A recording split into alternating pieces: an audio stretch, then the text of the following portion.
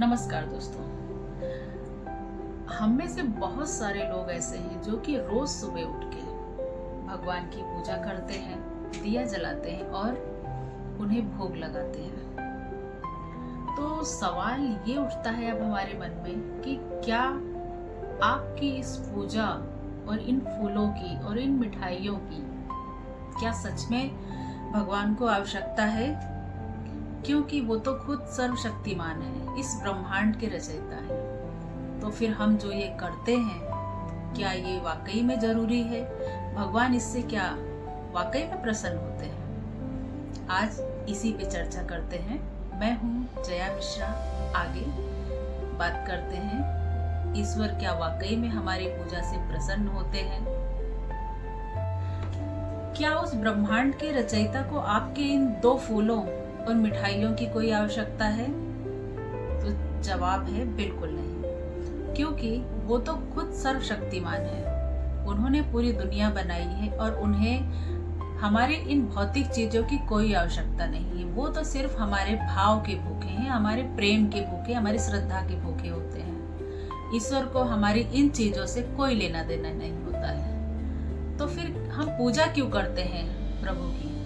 क्यों हम उन्हें भोग लगाते हैं? क्यों हम उनकी आरती उतारते हैं? तो बात सिर्फ इतनी सी है कि एक उदाहरण से समझते हैं हम इसे, कि जिस प्रकार आप बाहर गए हैं धूप में और आप बहुत गर्मी से तपते हुए आ रहे हैं अपने घर में, और आप तुरंत आए और आपने एसी चालू किया, अपने रूम में आप बैठ गए। आपको ठंडक का एहसास हुआ, सुकून मिला, पर वो सुकून सिर्फ आपको मिला, उस एसी को कोई फर्क नहीं पड़ रहा है, क्योंकि भाव आपके मन के हैं।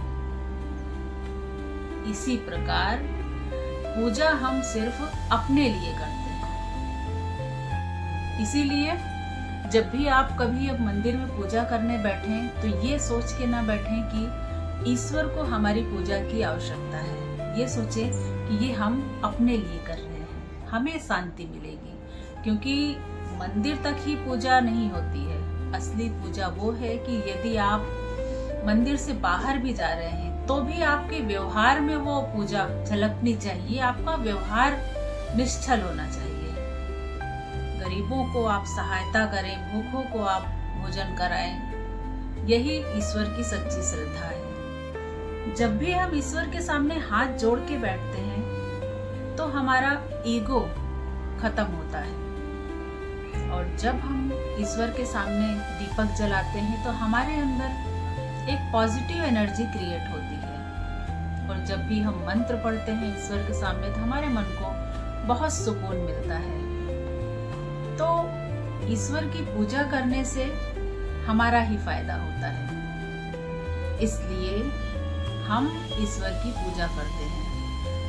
इसे एक उदाहरण से समझते हैं कि जिस प्रकार एक छोटा बच्चा, आपका बेटा बेटी कोई भी हो, वो तोतली आवाज में यदि आपसे रिक्वेस्ट करता है कि मम्मी पापा ये चॉकलेट आप खा लो, बहुत जिद करता है, आपको नहीं भी खाना हो फिर भी आप उसके प्रेमवश, उसके मन के भाव के कारण आप उस चॉकलेट को खाते हैं। आपको चाहे भूख हो या फिर ना हो, क्योंकि वो उस बच्चे के मन के भाव हैं। तो इसी प्रकार ईश्वर भी हमारे सिर्फ मन के भाव के भूखे हैं।